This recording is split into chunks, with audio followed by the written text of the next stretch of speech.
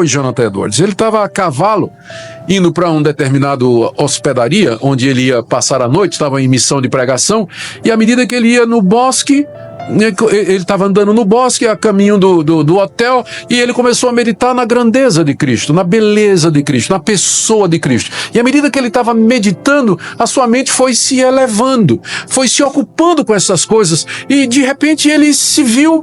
Quando ele voltou assim, o cavalo estava pastando em algum lugar, ele estava completamente perdido no bosque, durante ele não sabe quanto tempo.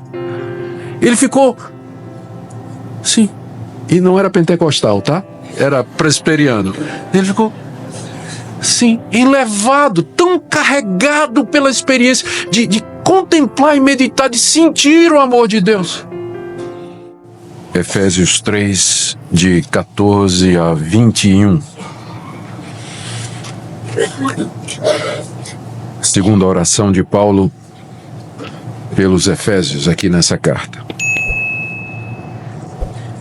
Por esta causa me ponho de joelhos diante do Pai, de quem toma o nome toda a família, tanto no céu como sobre a terra, para que, segundo a riqueza da sua glória, vos conceda que sejais fortalecidos com poder, mediante o seu Espírito no homem interior. E assim habite Cristo no vosso coração, pela fé, estando vós arraigados e alicerçados em amor, a fim de poderdes compreender com todos os santos qual é a largura e o comprimento e a altura e a profundidade, e conhecer o amor de Cristo que excede todo entendimento, para que sejais tomados de toda a plenitude de Deus. Ora, aquele que é poderoso para fazer infinitamente mais do que tudo quanto pedimos ou pensamos, conforme o seu poder que opera em nós, a ele seja a glória na Igreja e em Cristo Jesus, por todas as gerações, para todos sempre. Amém. Até aqui a leitura da Palavra de Deus, meus irmãos. Vamos orar pedindo que o nosso Deus nos ajude a compreender essa passagem breve, porém extremamente rica. Sim, Senhor, nós pedimos que Teu Espírito Santo nos ilumine na compreensão da Tua revelação. Há coisas aqui nesse texto que nós acabamos de ler que de fato desafiam a nossa compreensão, e pedimos que o Senhor nos guie passo a passo, para que não somente nós possamos compreender, mas experimentar tudo aquilo pelo que Paulo orou aqui. Pedimos em nome de Jesus. Amém. Essa é uma daquelas vezes que eu gostaria de começar a exposição desse texto dizendo uma coisa que eu aprendi com meu sogro, que é um dos homens mais crentes que eu já conheci, um grande pregador. Ele dizia: meu filho, a mensagem sempre é maior do que o mensageiro. E com certeza é assim que eu me sinto nessa noite. Quando estamos diante de um texto onde o apóstolo Paulo está pedindo a Deus que Ele conceda aos crentes coisas que eu olho para mim e pergunto: eu alguma vez já experimentei isso? Do que Paulo está falando aqui? E olho para a minha experiência, olho para a minha história e procuro identificar algum momento ou algum evento que possa ter alguma correspondência com o que Paulo está dizendo aqui. Por isso que eu tive que orar a Deus e dizer: Deus, eu vou pregar porque é a Tua palavra, mas eu quero ser o primeiro a compreendê-la, ouvi-la e experimentar o que é que o Senhor está dizendo aqui. Porque o que Paulo está pedindo aqui, como um comentarista que eu li, ele disse assim: se isso aqui não tivesse na Bíblia, nós não ousaríamos dizer. Coisa do tipo assim: ser tomado de toda plenitude de Deus. Pensaram nisso? Conhecer o amor de Cristo que ninguém pode conhecer. O Deus que faz muito mais do que a gente pensa ou pede. Então são superlativos, são coisas tão grandiosas colocadas aqui. Um outro comentarista disse assim: Paulo viu a altura do monte, mas mesmo assim se atreveu a escalá-lo. Ele olhou e disse: a montanha é alta, mas nós vamos lá em cima. Deus, eu oro para que os crentes tenham isso e tenham isso. Eu acho que poucos de nós têm essa ousadia em oração ou pedem coisa desse tipo. Nós nos limitamos às vezes a pedir coisas que são limitadas pela nossa visão do que é o cristianismo e até visão do que é de quem é Deus. Mas aqui parece que Paulo tem uma visão tão grande da glória de Deus e do que é o cristianismo, que ele pede coisas aqui que nós olhamos assim, pelo menos eu, não é? Eu olho assim e digo, meu Pai, será que alguma vez na minha vida eu entendi isso aqui, ou conheci isso aqui? Essa passagem que eu queria ver com vocês nessa noite, na expectativa que o nosso Deus nos encha de admiração por Ele e da glória da sua grandeza, para que nós possamos refletir a respeito do verdadeiro caráter de Deus e do que é o Evangelho. Conforme eu disse, isso aqui é uma oração que Paulo está fazendo. Eu queria que você imaginasse Paulo preso lá em Roma, como ele estava, com um rolo diante dele, a pena, a tinta, e ele escrevendo aos Efésios, e depois de ter escrito o que ele escreveu, aqui no capítulo 2, ele para um pouquinho, coloca a pena no tinteiro e se ajoelha ali ao lado da cama e ele começa a orar por aqueles a quem ele escreve. Depois ele volta e diz, eu acabo de orar por vocês, e olha o que é que eu pedi por vocês. Ele começa essa passagem dizendo no verso 14, por essa causa eu me ponho de joelhos diante do Pai para orar. A causa naturalmente é tudo que ele escreveu antes, especialmente capítulo 2, de 1 a 10, onde ele fala da graça de Deus, que nos tomou quando estávamos mortos e nos deu vida. Se refere ao que ele falou no capítulo 2, de 11 a 22, como Deus, na sua misericórdia, juntou judeus e gentios numa nova família, num novo corpo. Se refere ao que ele disse no capítulo 3, de 1 a 13, o mistério do Evangelho, que estava oculto, mas que agora Deus revelou. Tudo isso é muita informação, é muita coisa. Quando nós meditamos no plano da redenção, que é isso que Paulo está explicando aqui nessa carta, nós vemos como ele é profundo, como ele é vasto.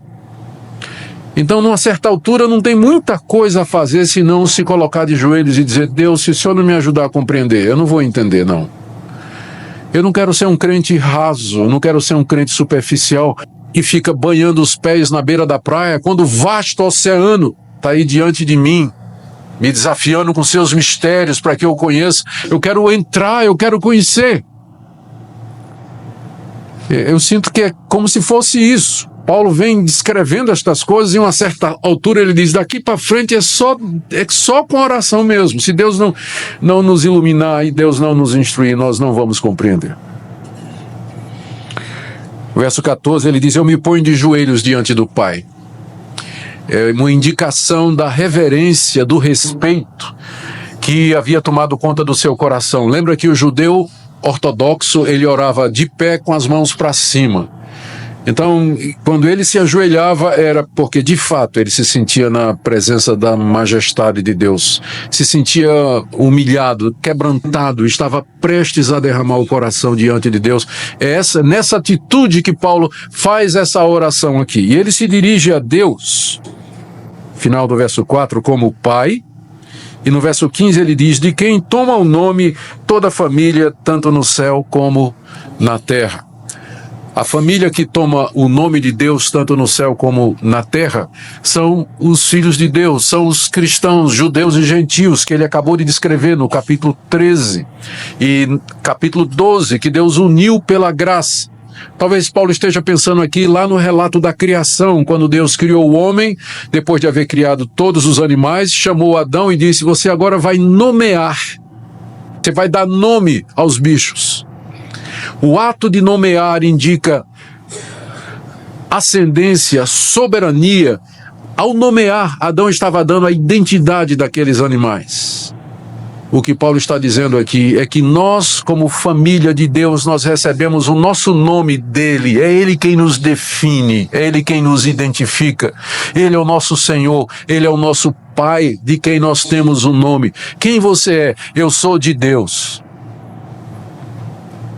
Esse é o nosso sobrenome do qual nós mais nos orgulhamos. Eu sou de Deus. É dele que nós recebemos o nome, fazemos parte da família dele. Então é diante desse Deus que nos identifica, de quem nós recebemos o nome, que Paulo se ajoelha e ele começa a orar. E ele pede 4 coisas pelos seus leitores. A primeira delas está no verso 16. Ele pede que o Pai, segundo a riqueza da sua glória, vos conceda que sejais, ou nos conceda que sejamos fortalecidos com poder mediante o seu Espírito no homem interior. Primeira coisa que Paulo pede pelos seus ouvintes, pelos seus leitores, depois de ter exposto a grandeza do Evangelho, da graça de Deus, o mistério da igreja, é por fortalecimento. Peço que vocês sejam fortalecidos com poder mediante o seu Espírito no homem interior. O homem interior é a nossa mente, o nosso coração, é a nossa consciência, a nossa vontade. Paulo pede que, pelo Espírito de Deus, pela ação do Espírito Santo, nós sejamos fortalecidos em todas estas coisas que nós escutamos. Porque uma coisa é nós compreendermos estas verdades, a outra é sermos fortalecidos nelas, ganharmos força, coragem e ânimo a partir delas. Um crente fortalecido interiormente, ele vai enfrentar as perseguições, vai enfrentar a dureza da vida, vai enfrentar a crise econômica, ele vai enfrentar as doenças, porque ele está fortalecido no homem interior. Mas quando nós estamos enfraquecidos, nós estamos desanimados, nós não temos ânimo para prosseguir, nós damos um mau testemunho, nós não avançamos como deveríamos, não nos comportamos como deveríamos.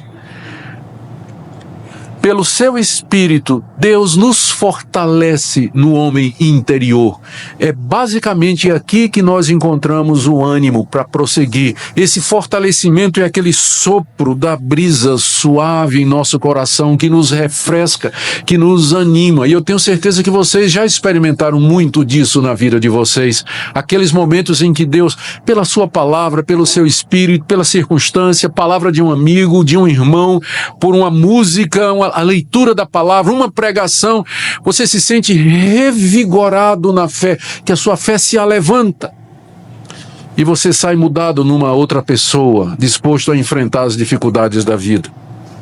Isso talvez seja o que muita gente chama de avivamento espiritual, esse fortalecimento interior. Eu sei que hoje em dia o conceito de avivamento está muito ligado a sobrenatural, sinais e prodígios.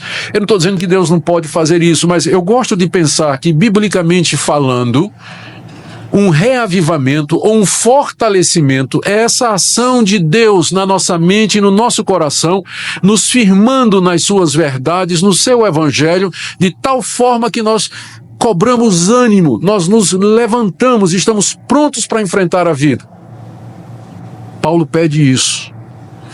E eu creio que essa é uma das coisas que nós deveríamos pedir também a Deus, não só por nós, que Deus nos fortaleça pelo Espírito Santo no nosso homem interior, mas pedir também pelas pessoas ao nosso redor. Há muitos irmãos que precisam dessa oração. Estão desanimados por causa dos problemas, dívidas, doença. Estão desanimados porque estão enfrentando problemas de relacionamento. Estão desanimados porque estão enfrentando perseguição no trabalho. Estão desanimados porque estão sofrendo bullying na escola. São tantas circunstâncias nessa vida para as quais nós precisamos estar fortalecidos. Paulo ora por isso, que a igreja seja fortalecida no homem interior, porque só dessa maneira ela vai poder cumprir a sua missão aqui nesse mundo. E graças a Deus por isso, quando Ele vem e pelo seu Espírito Santo Ele nos alevanta, como a visão do vale de ossos secos do profeta Ezequiel. Deus veio e soprou sobre aqueles esqueletos revestidos de carne e nervos, mas sem vida, e eles se levantam, e era um grande exército para o serviço de Deus. Ó Deus, concede que a nossa igreja seja fortalecida no homem interior.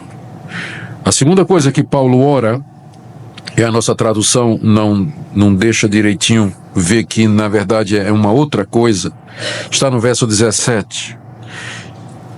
E assim habite Cristo no vosso coração pela fé, estando vós arraigados e alicerçados em amor. o que Paulo está pedindo aqui, embora não possa parecer à primeira vista, mas é a única interpretação possível, é que Cristo habite plenamente pela fé. Porque, por definição, o cristão é aquele em quem Cristo já habita. Ser cristão é ter a Cristo, é recebê-lo como seu Senhor e Salvador, é dar-lhe o domínio da vida, é entregar a Ele o trono do nosso coração e dizer a Ele: habita em mim, sê tu o meu Salvador, a minha vida, a razão do meu ser. Então, por definição, o Cristo já habita no coração do crente. Então, o que Paulo está pedindo aqui no verso 17, quando ele diz: assim habite Cristo no vosso coração pela fé? Nós cremos que ele está pedindo que Cristo habite plenamente, que essa experiência de ter Cristo em nós, esperança da glória, ela seja experimentada plenamente. Que não haja área nenhuma da nossa vida que não seja ocupado pela presença de Cristo. Que se nós formos uma casa, isso aqui é uma figura que Paulo usou no capítulo 2, verso 20, nós somos um edifício, que se nós somos um edifício onde Deus habita, que não haja área nenhuma da vida que Ele não ocupe. Ele habite plenamente. Que ele entre no quarto dos seus relacionamentos, que ele ocupe a sala dos seus negócios, que ele entre lá no escritório da sua vida amorosa, mas não haja nada na sua vida, nenhuma área onde Cristo não habite com sua presença santificadora, purificadora, renovadora. Assim habite Cristo no vosso coração. E de que forma isso acontece? Paulo diz aqui, é pela fé. Quanto mais nós entendemos o mistério do Evangelho, quanto mais nós entendemos a Deus e o que Ele fez por nós em Cristo Jesus, e mais nos apropriamos nisso e confiamos nas promessas de Deus, mais nós vamos abrindo mão de nós mesmos, renunciando à nossa autonomia, à nossa independência e dizendo: Senhor, a minha vida é Tua, toma conta de mim, até que Ele habita plenamente em nós.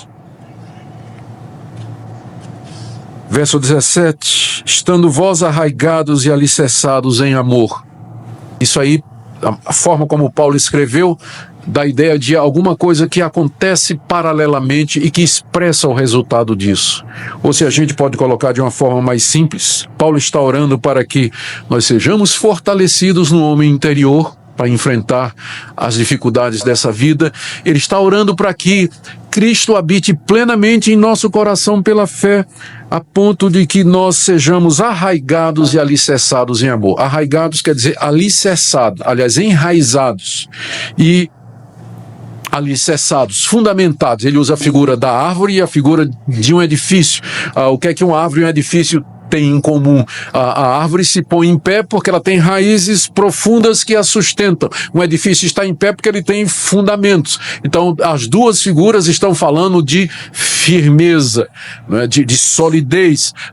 Paulo está orando para que nós estejamos como uma árvore enraizada e como um edifício que tem fundamentos, nós estejamos assim plantados no amor. O amor aqui é o amor cristão, o amor mútuo, que é o resultado disso que ele está pedindo.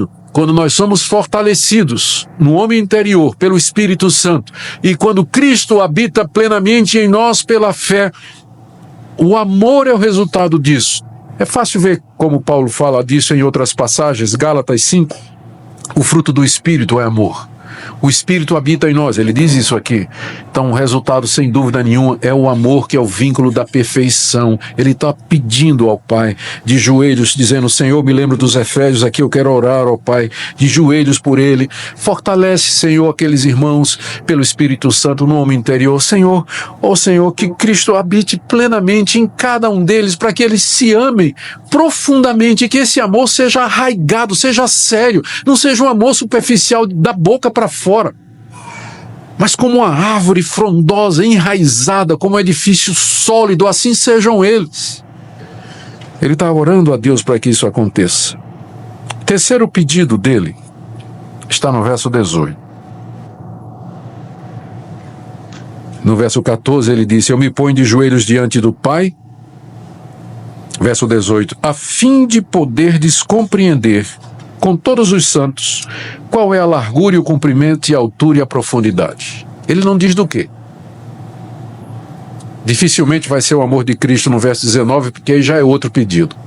Mas provavelmente quando ele diz assim, Pai, eu peço que eles compreendam qual é a largura, o comprimento, a altura e a profundidade, eu penso que ele está se referindo ao evangelho que ele acabou de expor. Até porque essas 4 dimensões, elas lembram a figura do edifício que está aí no capítulo 2, versos 20 e 21, quando ele diz que nós somos edificados sobre o fundamento dos apóstolos e profetas, e no verso 21, no qual todo o edifício bem ajustado cresce para santuário dedicado ao Senhor. Ele já tinha comparado a igreja de Cristo a um edifício, a um santuário que cresce, um santuário vivo.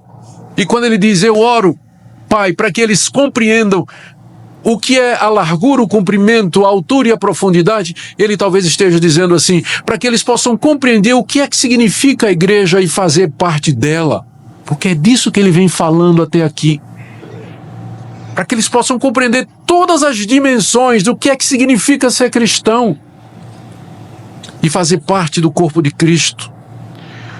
Se ele está orando por isso, significa que também pela palavrinha poderdes compreender, se ele está pedindo que a gente possa compreender, significa que a nossa mente, a nossa capacidade natural de compreensão, ela tem limites com relação às coisas espirituais e que tem uma hora em que Deus é que tem que nos capacitar a compreender. E essa compreensão profundamente espiritual do que é a vida cristã, do que é fazer parte do corpo de Cristo.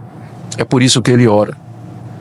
Qual é a altura, o comprimento, a largura e a profundidade do mistério de Deus que é o Evangelho em Cristo Jesus, o povo que ele planejou na eternidade e do qual nós fazemos parte? Ele ora para que a gente possa compreender isso aí. Mas tem um quarto pedido que é surpreendente. Ele pede que nós possamos conhecer o amor de Cristo que excede todo entendimento. Isso aqui seria, normalmente em gramática, um oxímoro, ou seja, um quadrado redondo. Ele está dizendo assim, eu oro para que você compreenda o que não pode ser compreendido. Então, Paulo, como é que vai ser isso aí? Você está orando para que eu compreenda o que não pode ser compreendido? Não é isso que ele diz aí? Para que vocês possam conhecer o amor de Cristo que excede todo entendimento. Aqui o amor de Cristo é o amor de Cristo por nós. Não é o nosso amor a Cristo, mas o amor que ele tem por nós. Paulo diz que esse amor excede todo entendimento. Excede todo entendimento humano. Podemos pensar à primeira vista. Ou seja, o mundo não pode compreender o amor de Cristo. Mas nós podemos. E é por isso que ele ora. Mas eu creio que quando ele diz que o amor de Cristo é além de todo entendimento, ele não está falando apenas em relação à humanidade caída, mas até mesmo a nós. Que nós não temos condição de avaliar, embora nós digamos em palavra e cantemos em verso, nós não podemos avaliar o grande amor de Cristo por nós, quando desceu da glória, se fez um de nós e suportou tudo o que ele suportou na cruz para que nós pudéssemos ser perdoados dos nossos pecados. Nós lemos na Bíblia, nós cantamos isso em nossos hinos, mas a compreensão, porque o verbo aqui, conhecer, é um verbo no grego que significa conhecer por experiência. Não somente você conhecer, mas você se apropriar. Você conhecer porque você provou. E esse é um daqueles pontos em que, à medida que eu preparava a exposição do texto, eu parei e disse, Deus, será que eu conheço isso? Conhecer o amor de Cristo que excede todo o entendimento. Conhecer no sentido de experimentar. Intelectualmente nós sabemos o que é o amor de Cristo. A Bíblia está cheia de passagens que falam disso. Mas quando é que isso se torna uma experiência real na nossa vida? Eu li uma vez uma experiência do famoso Jonathan Edwards. Se não foi ele, foi John Flavel, um outro puritano. Mas eu penso que foi Jonathan Edwards. Ele estava a cavalo, indo para um determinado hospedaria, onde ele ia passar a noite, estava em missão de pregação, e à medida que ele ia no bosque, Ele estava andando no bosque, a caminho do hotel, e ele começou a meditar na grandeza de Cristo, na beleza de Cristo, na pessoa de Cristo. E à medida que ele estava meditando, a sua mente foi se elevando, foi se ocupando com essas coisas, e de repente ele se viu, quando ele voltou assim, o cavalo estava pastando em algum lugar, ele estava completamente perdido no bosque, durante ele não sabe quanto tempo. Ele ficou, sim, e não era pentecostal, tá? Era presbiteriano. Ele ficou, sim, enlevado, tão carregado pela experiência de contemplar e meditar, de sentir o amor de Deus. Eu li também uma história relacionada com Blaise Pascal, aquele francês que era matemático, mas era também um cristão, muito dedicado e temente a Deus, escreveu coisas maravilhosas. Quando ele morreu, descobriram escrito dentro do paletó dele, uma tira de couro, gravado uma experiência que ele teve uma noite. Ninguém sabe o que é que ele estava lá, mas ele disse, à meia-noite, fogo, glória, coisas que eu não posso explicar. Alguma coisa aconteceu com Blaise Pascal, aquela mente brilhante, técnica, fria, calculista. Mas alguma coisa ele percebeu. A história da igreja está cheia de relatos, de experiências que algumas pessoas tiveram do amor de Deus e como isso impactou a vida delas, transformou a vida delas. Eu não sei se é disso que Paulo está falando aqui, quando ele diz que nós possamos conhecer experimentalmente o amor de Cristo. Porque uma coisa é você saber disso desde menino na escola dominical. Outra é você ter a experiência disso, do amor de Cristo, e isso muda você. A gente conhece a reclamação que é muito comum aí de ouvir os pregadores fazerem. Eu não gosto nem de fazer porque já virou lugar comum. Na hora de torcer pro futebol, né, o crente se transforma, né? Ele grita, ele berra, mas quando está ouvindo falar da grandeza de Cristo, o amor de Cristo,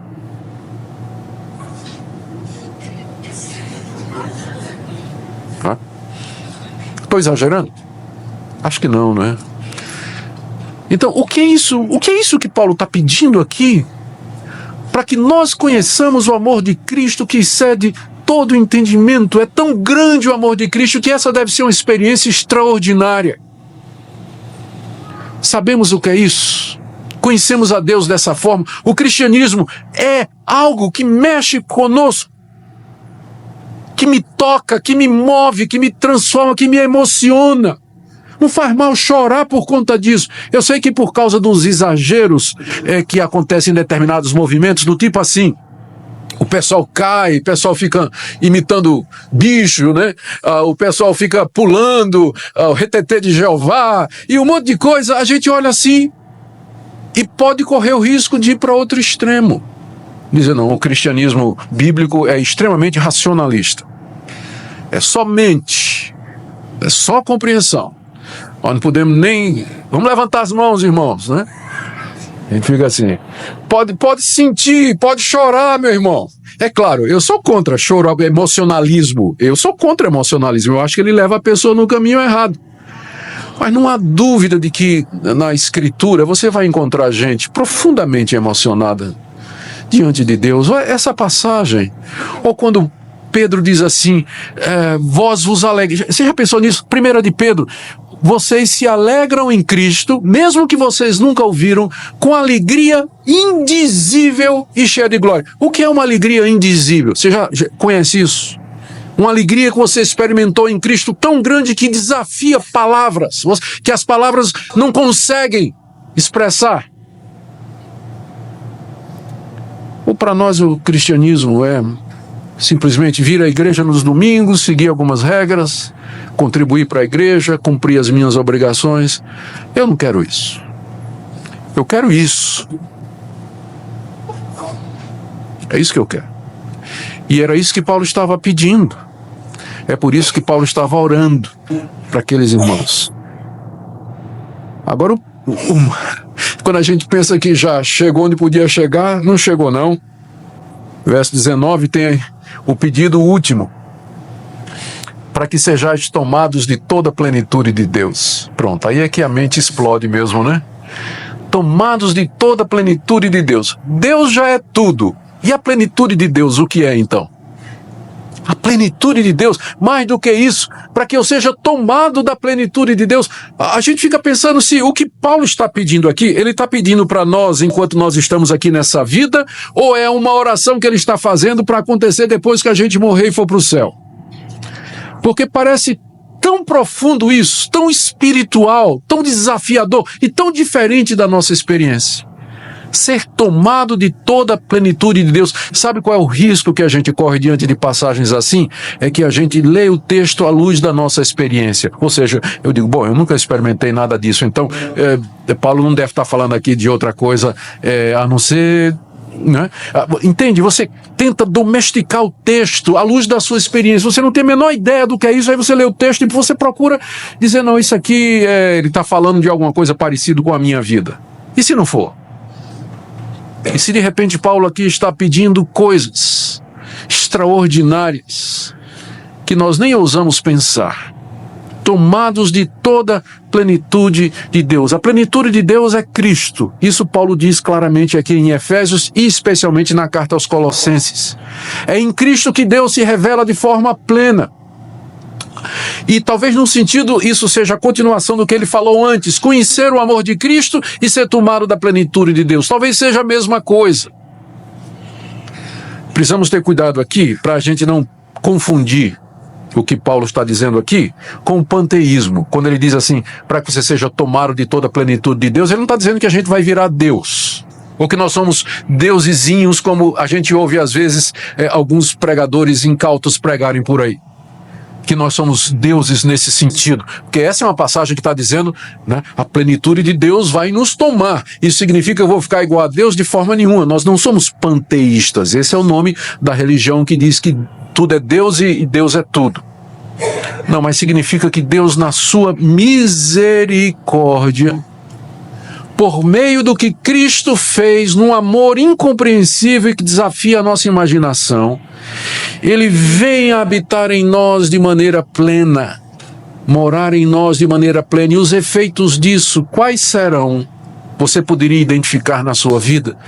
Quais seriam os efeitos de Deus habitar plenamente em você? Eu não penso que Paulo está aqui se referindo a você ser capaz de fazer sinais e prodígios e coisas desse tipo, mas eu penso que ele se refere aqui a uma vida em santidade, como logo em seguida ele vai dizer, a partir do capítulo 4, ele vai dizer, vocês devem viver dessa maneira, viver em unidade, viver em amor, viver em santidade, viver em pureza, em pureza.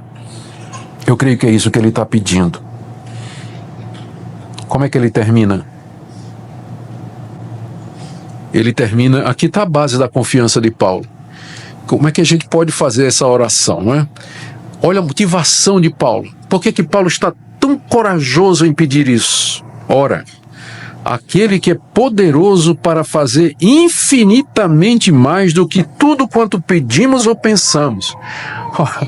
Paulo já tinha falado da plenitude de Deus, do amor de Cristo que excede todo entendimento. E ele diz que Deus pode fazer mais do que isso.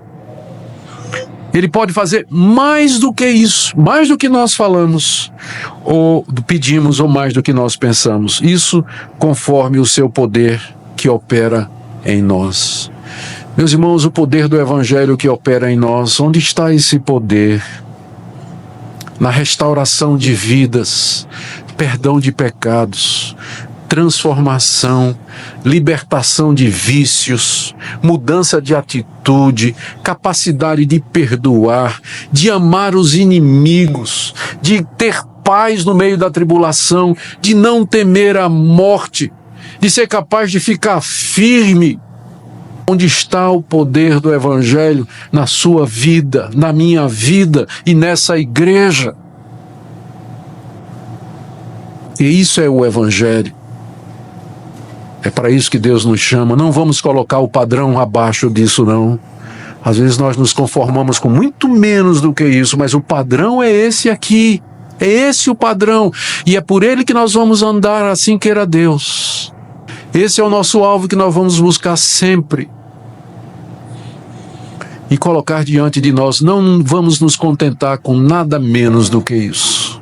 Nada menos do que isso, a plenitude de Deus. Paulo termina dizendo, no verso 21, a Ele seja a glória na igreja e em Cristo Jesus, por todas as gerações, para todo sempre. Amém. Que a Ele seja toda a glória. Que nessa noite você possa se colocar de joelhos diante do Pai e peça a Ele, primeiro, para que Ele conceda aos outros, a essa igreja, fortalecimento interior, habitação plena de Cristo, conhecimento do mistério do Evangelho, experiência do amor de Deus, do amor de Cristo, a habitação plena de Deus em nós. E depois peça isso por você. E diga a Deus: Deus, como é que eu vou saber, ou quando é que eu vou saber que o Senhor está respondendo a minha oração? O que vai acontecer na minha vida? Talvez Deus vá lhe dizer: você está pronto para isso? É isso mesmo que você quer? Você vai ter que acabar aquele relacionamento. Você vai ter que parar aquele negócio. Você vai ter que resolver aquele assunto. Você vai ter que perdoar aquela pessoa. Isso aí não, Deus. Você vai ter que perdoar aquela pessoa. Você vai ter que se reconciliar com aquela outra. Está disposto? Nós vamos participar da ceia do Senhor agora.